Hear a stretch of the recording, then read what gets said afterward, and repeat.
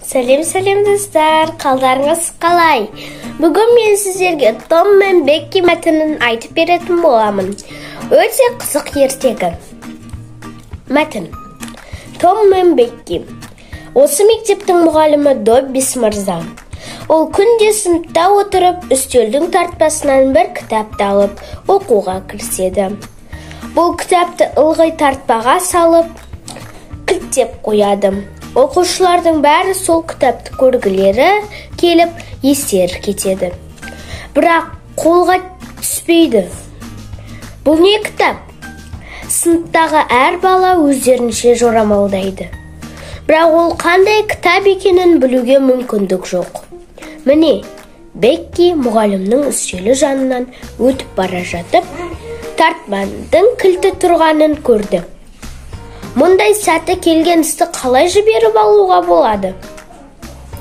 Ол жан-жағына қарап еді, тірі жан жоқ.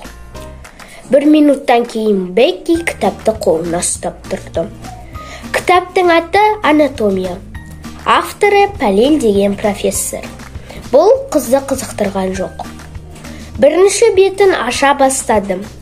Осы кезде біреудің көлеңкесі кітап бетіне түсті.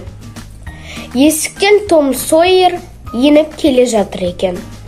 Бекки тездетіп кітапты жауып жатқанда бір беті жыртылып кетті. Ол кітапты жәшікке сұға салып, кілтті бұрады да өкінішпен ұяттан жылап қоя берді. Том Сойер, сіз бұзықтыққа ғана үйірсіз. Біреудің сыртынан сығалап, не деген оңбағандық? Сенің не қарап тұрғаныңды мен қайдан білейін? Ұялсаңызшы, Том Сойер, сіз әрине мені айтып қоясыз. Содан соң мені жазалайды. Мен не істеуім керек? Не істесем екен?